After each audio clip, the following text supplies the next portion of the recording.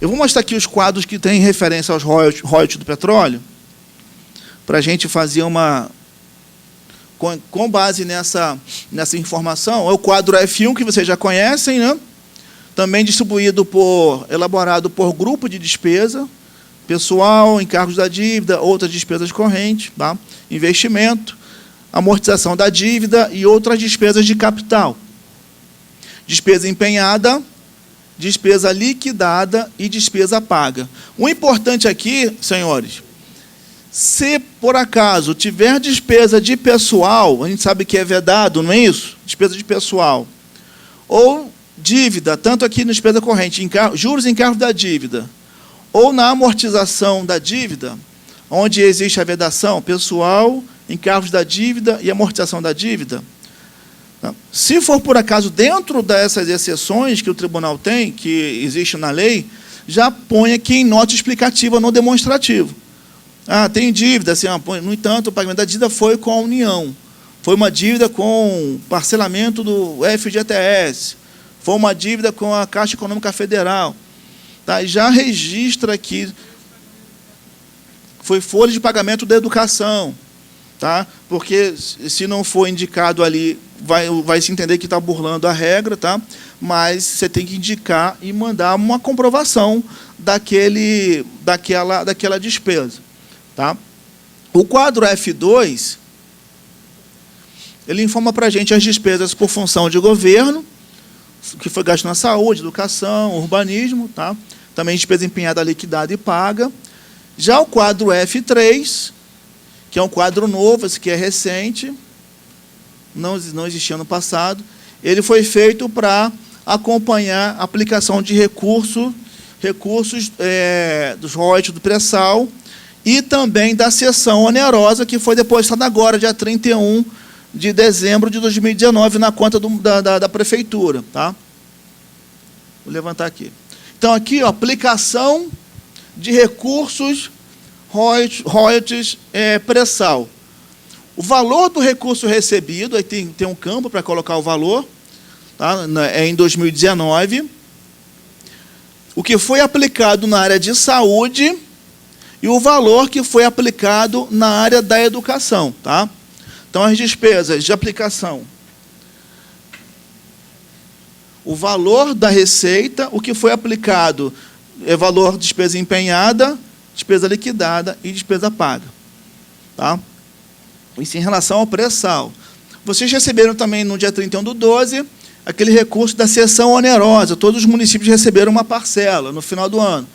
Acredito que ainda não deu tempo de executar a despesa. Vocês devem estar executando agora, nesse exercício, a título de superávit financeiro, abrindo um crédito adicional para poder utilizar esse recurso, porque o orçamento de vocês possivelmente não previa nenhuma despesa custeada com essa fonte, porque ela nem existia, né, na época da elaboração do orçamento. Então, você vai informar para a gente aqui, os recursos recebidos, o valor do recurso recebido a título de cessão onerosa, a Lei 13.885, e o valor aplicado em investimento e os valores aplicados na Previdência, que é onde a lei permite a aplicação dos recursos. Tá? Em investimento, na área de saúde, em outras áreas, e também em capitalização da Previdência dos servidores. Informar aqui o valor recebido e as despesas em valor empenhado, liquidado e pago. Tá? E a partir daqui a gente vai fazer a apuração. Isso aqui é acompanhado também, gente, da documentação comprobatória. Tá? Esse aqui é só um quadro resumo, mas os documentos contábeis dos pagamentos, do valor da receita, vocês vão ter que mandar para a gente, juntar a esse demonstrativo. Tá?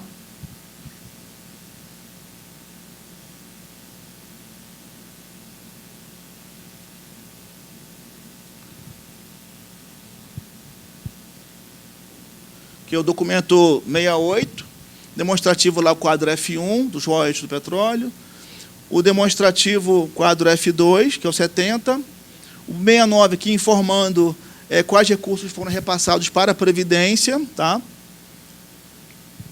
O 71, aplicação de recursos do pré-sal, o quadro F3, esse último que eu mostrei para vocês. A partir daqui, a gente vai falar um pouco de Câmara Municipal, recurso repassado para a Câmara Municipal. A gente vai precisar que vocês encaminhem para a gente o anexo 10 consolidado do exercício de 2018, do ano anterior. Por quê?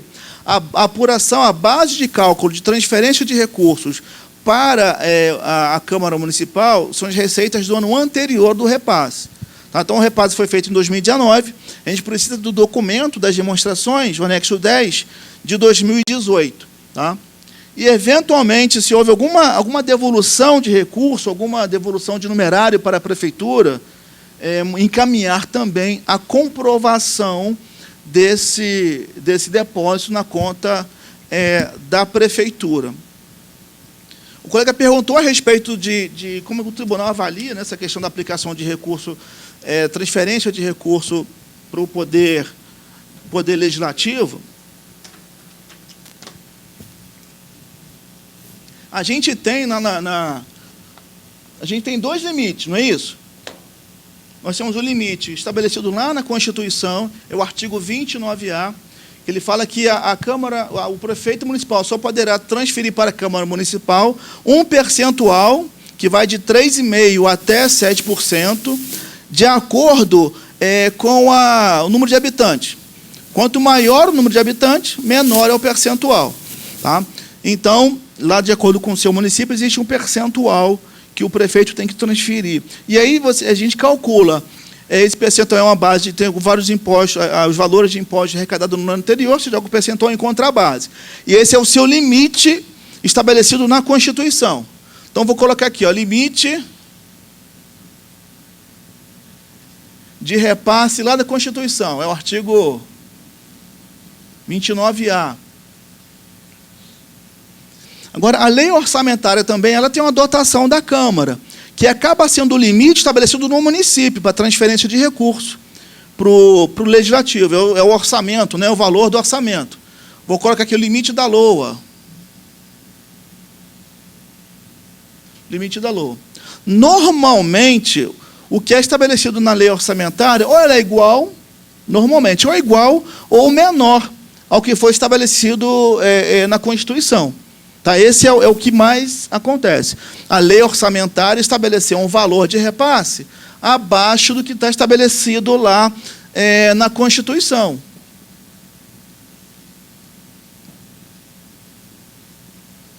E aí, nesse caso, o limite, você calculou, o limite seria de 3 mil, mas na lei orçamentária existe lá um valor de 2.500. E qual é o valor que o prefeito pode repassar para a Câmara Municipal? Deve repassar até 2.500. Ah, mas meu limite lá pode ser de 3 mil. Não importa, mas tem que repassar o que está estabelecido na lei orçamentária. E se for identificado, mas eu quero ajustar, quero aumentar o valor, aí realiza aí, pode abrir um crédito adicional suplementar e aumenta o repasse, né, a dotação da Câmara, limitado ao valor previsto lá na Constituição. Tá?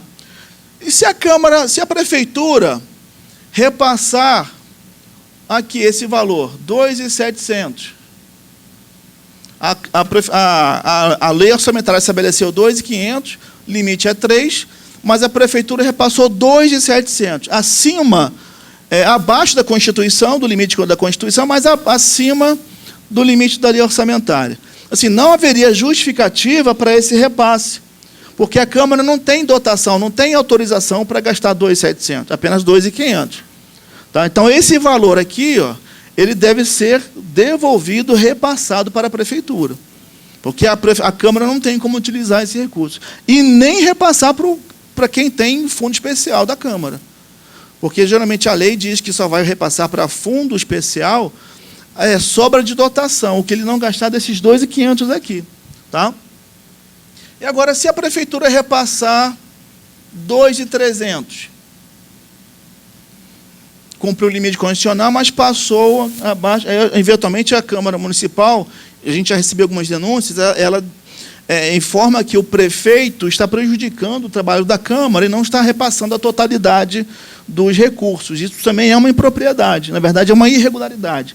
Ele passar recurso abaixo do que foi estabelecido na lei orçamentária. A não ser que fique claro, fique evidente, que esse montante foi suficiente para o funcionamento da Câmara. Por exemplo, a Câmara recebeu 2.300, mas empenhou só 2. empenhou só 2. E ela mesma acabou devolvendo os 300 lá para a prefeitura. Então, fica claro ali que, apesar de ter, do município, da prefeitura, do executivo ter repassado um montante inferior ao estabelecido na lei orçamentária, o recurso foi suficiente, tanto é que houve uma devolução. Tá? Só nesse caso que pode ocorrer a mitigação aí do problema. E pode repassar para o fundo, porque aí é saldo de dotação dela mesmo, de fato. Tá? Aqui em cima não, aqui em cima tem que devolver para a prefeitura. Tá? Isso. Agora, se eu inverter,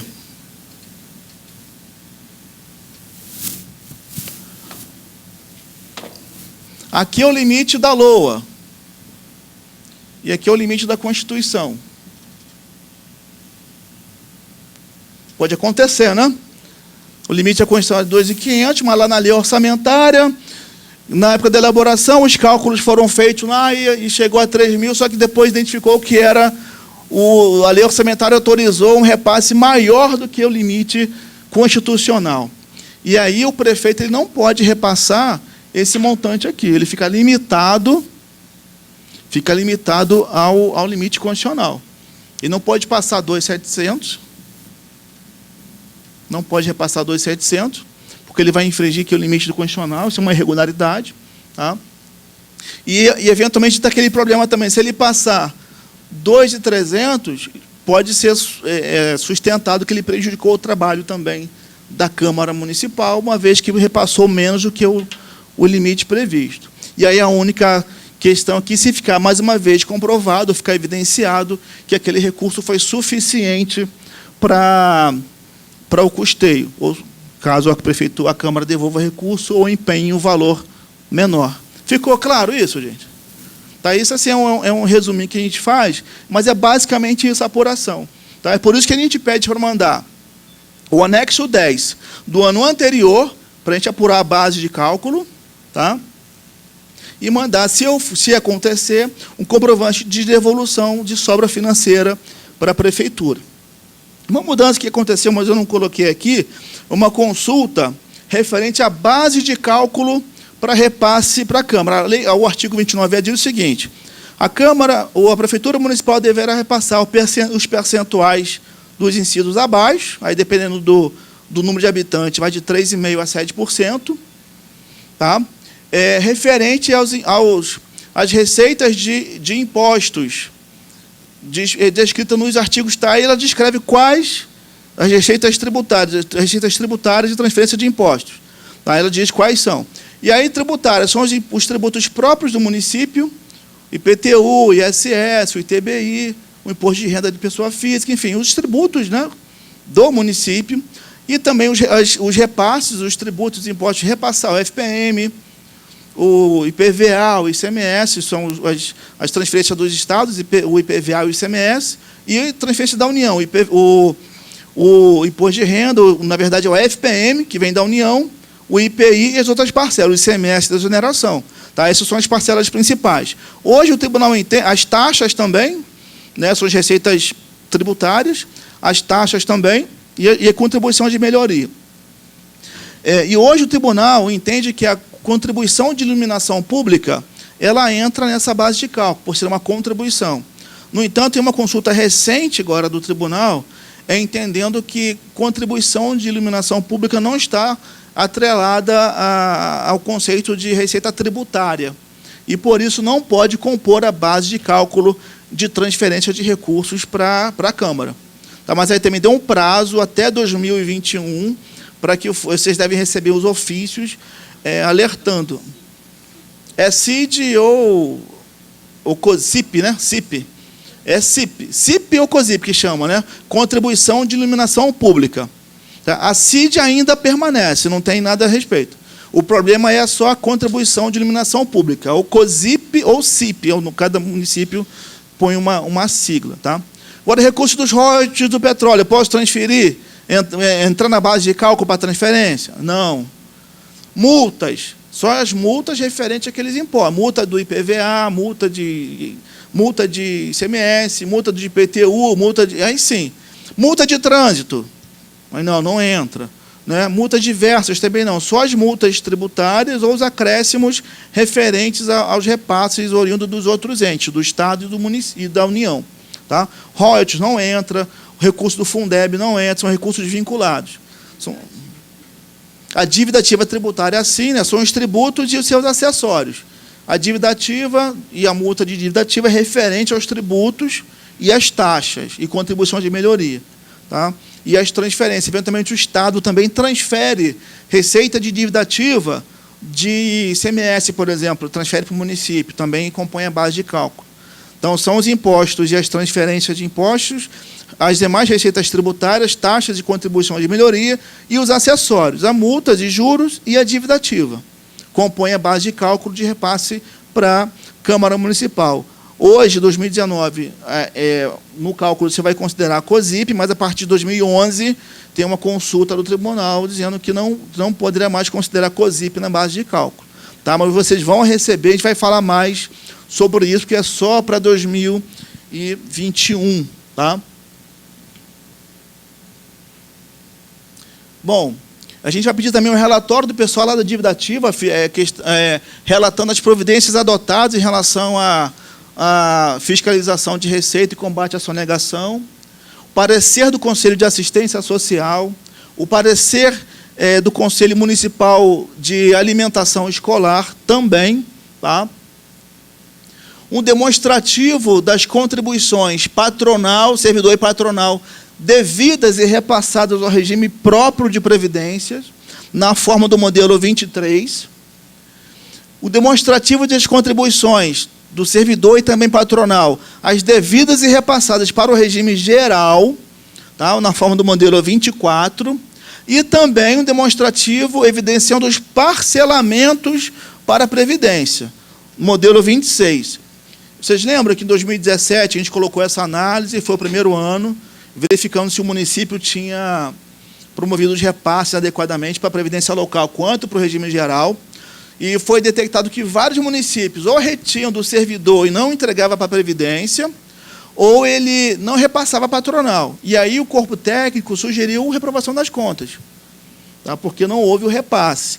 O tribunal entendeu, o plenário, que era uma análise inicial, e pelo ineditismo daquela propositura, ele apenas impôs aquela falha e irregularidade como uma impropriedade e determinou aos gestores que promovesse o adequado recolhimento das contribuições e disse que a partir da competência 2019, deu 2 anos, a partir da competência 2019, essas contas agora, os atrasos, a intempestividade no repasse das contribuições e também atraso nos parcelamentos poderão ensejar emissão de parecer prévio.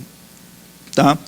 O parecer prévio contrário. Então, agora a gente já vai apontar novamente se houve falha nos repasses das contribuições e no parcelamento, e nesse ano agora, 2019, já poderá ser indicação de parecer prévio contrário à aprovação das contas. Tá?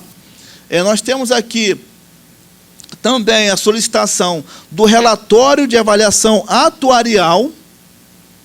Isso é pedido nas contas de gestão da Previdência, mas está sendo solicitado também nas contas agora de governo, onde a responsabilidade é do prefeito. Se entende-se também que o gestor, o prefeito municipal, ele é responsável solidariamente pela saúde financeira e atuarial do órgão de Previdência. Não é só o gestor lá da Previdência, mas o prefeito também é responsável. E a gente está pedindo aqui um relatório de avaliação atuarial, tá? Na base, referente à database do encerramento do exercício, e uma declaração do prefeito atestando a inexistência de mais de um regime de previdência no órgão, porque é vedado, você não pode ter mais de um regime de previdência, só um único regime próprio, tá? E informando também, se em caso de déficit atuarial, apontado aqui no relatório atuarial, na avaliação atuarial, quais foram as providências adotadas para equacionamento do déficit. Se estabeleceu alíquota suplementar, aportes periódicos, segregação de massas, enfim, quais medidas que o prefeito adotou, que a gestão adotou para equacionar para o equacionamento do déficit atuarial.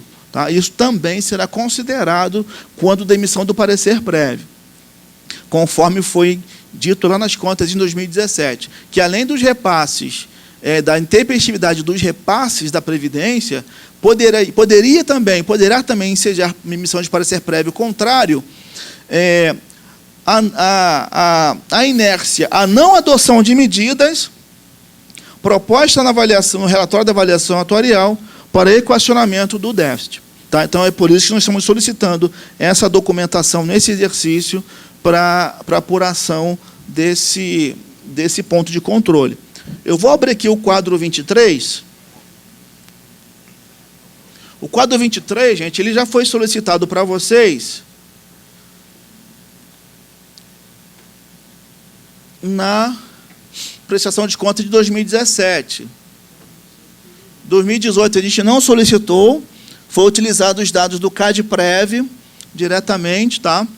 Porque em 2017 nós identificamos que os valores que vocês informaram nesse documento, eles não estavam condizentes com o CADPREV. Então, em 2018, nós utilizamos a informação do CADPREV.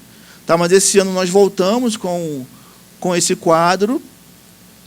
O 23, ele é referente ao regime próprio de previdência, tem que ser elaborado um para cada unidade gestora do Poder Executivo, um para a Prefeitura, um para o Fundo de Saúde, um para o Fundo... As unidades gestoras que tiver contribuição, que tiver servidor que contribui, né, que tenha a contribuição patronal. Tá? Um demonstrativo para cada órgão, e depois por último, um consolidado. Um para cada órgão e o consolidado. Tá?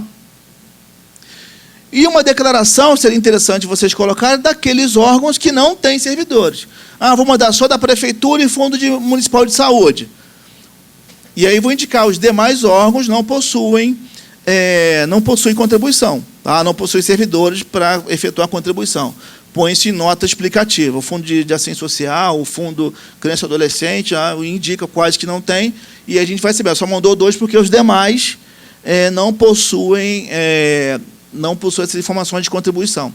Ele é feito mensal, tá? Competência mensal, nas linhas, janeiro até dezembro, incluindo o 13º, e nas colunas, o número de segurados, tá? Vai informar para a gente aqui o valor da contribuição patronal, o devido naquele mês e o repassado relativo àquela competência. E aqui, gente, é assim, mês de janeiro, o valor devido, o número de servidores de janeiro, o valor devido referente à competência de janeiro, tá? O valor devido referente à competência de janeiro, e o valor repassado referente à competência de janeiro. E aí não importa em que mês você repassou. Tá? Se for da competência de janeiro, você vai lançar aqui. Eu repassei só em julho, não importa. Você lança aqui, nessa linha de janeiro, tá? Olhando sempre a competência. A única diferença é que, se virar o exercício, aí você vai lançar aqui nessa última linha, no total 12. Deixa eu melhorar aqui.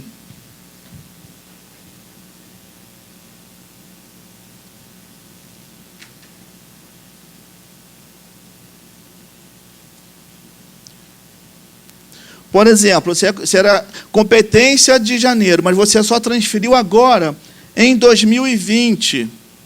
Aí você vai informar nessa parte de baixo aqui do anexo. Aqui no total 12. Tá? E aí aqui não tem mais abertura mensal. Todos os meses que você promover o repasse efetivamente no exercício de 2020, você vai lançar nessa linha. Tá? Se for dentro do exercício de 2019, lá em cima, na competência, se passou para o exercício 2020, você vai totalizar as parcelas todas aqui. Tá? Então, a gente vai fazer um registro ali por competência, mas relativo, informando a mudança do exercício. Então, eu tenho contribuição patronal no mesmo critério, depois eu tenho alíquota suplementar para quem estabeleceu, tá? E eu tenho as contribuições do servidor ativo, as contribuições do inativo, se for o caso, e contribuições pensionistas também, se for o caso. E, no final, o totalizador, total das contribuições. Tá? Isso aqui, gente, para o órgão regime próprio de previdência. Lembrando, um para cada unidade gestora, por unidade gestora e um consolidado. Tá? Já o modelo 24, ele é o mesmo critério, no entanto, ele é utilizado para o regime geral. Regime geral de previdência, pessoal do INSS. E aí, no mesmo critério, um para cada unidade gestora e um consolidado. Tá?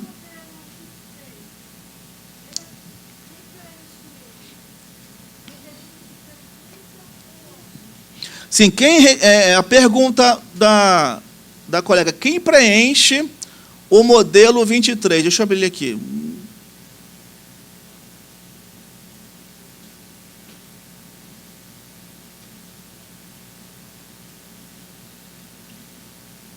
Bom, esses demonstrativos, todos eles, a pergunta, quem preenche o modelo 23? Todos os demonstrativos, todos eles, a gente colocou lá uma linha de assinatura, tá, indicando quem poderia ou deveria assiná-lo. Tá? No entanto, internamente, a administração ela pode modificar. Não, quem vai fazer esse demonstrativo é a pessoa da saúde, quem vai fazer é o pessoal da educação, quem vai fazer é o próprio controle interno, que vai buscar informar internamente quem vai... aí uma decisão interna mesmo. Tá? O importante para a gente é que venham os dados. A orientação, nos parece que quem detém essa informação aqui seria o próprio órgão de previdência, ou o setor de administração lá do município. Tá? Mas me parece que o próprio órgão de previdência é que teria essa informação. Tanto que lá no final me parece que a gente botou que é recomendável que esse demonstrativo seja preenchido pelo órgão, não é isso? Agora, se o órgão de previdência não tiver informação, tiver com dificuldade de controle interno, não tiver essa orientação, tá? E aí o próprio órgão poderia preencher. Ou aí fica a critério. Mas quem tem que assinar? O contabilista responsável pela elaboração e o responsável pela unidade gestora que vai assinar. Mesmo que ele tenha sido elaborado lá na Previdência, então o contador da Previdência vai assinar, mas o responsável da UG também assina em conjunto. Porque a contribuição é dele. A contribuição é do Fundo Municipal de Saúde, a contribuição é da autarquia, a contribuição é da empresa tal. Então, é ele que vai assinar. Agora, o contabilista responsável pela elaboração pode ser tanto do órgão, se tiver informação, quanto lá do órgão da Previdência. Tá? A gente assim não interfere quem vai preencher, é uma questão interna da administração. Tá? Aí o mesmo critério para o 23, aí me parece que fica mais fácil, porque o 23 é contribuição geral, então seria o setor da administração mesmo que preencheria. E o modelo 26, ele fala aqui dos parcelamentos. São 2 parcelamentos ao órgão, ao regime próprio de previdência. Tem que se informar todos os parcelamentos em vigência, informando para a gente o número do termo de parcelamento, a lei que autorizou, não precisa mandar a lei, baixa a indicação do número da lei, tá? Número e ano, a data da pactuação, a data em que foi firmado esse parcelamento, o valor total do parcelamento do contrato, tá? O valor integral, o valor que já foi repassado em anos anteriores, aquele devido no exercício de 2019, tá? E o valor devido e o valor que foi efetivamente recebido. Porque quem vai elaborar isso aqui é o órgão de previdência, porque ele que detém as informações de parcelamento, quanto ele recebeu, tanto que, ao final, quem assina esse documento é o contador responsável e o gestor lá da Previdência. É o gestor da Previdência, o diretor, o presidente, enfim, o gestor do órgão de Previdência.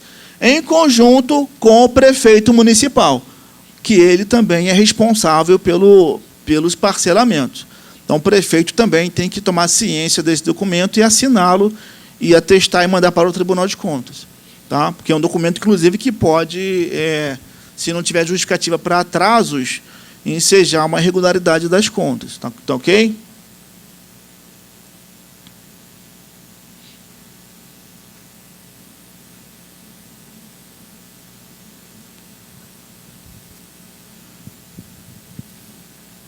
Bom, a gente tem também ainda o certificado de validação lá do IEGM, que já era um documento pedido no ano passado, vocês já conhecem, está previsto na deliberação 271.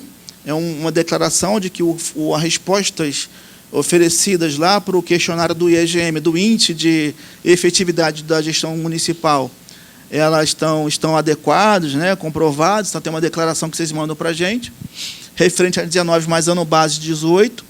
Um relatório importantíssimo do controle interno, que é que vocês que vão elaborar, não é isso?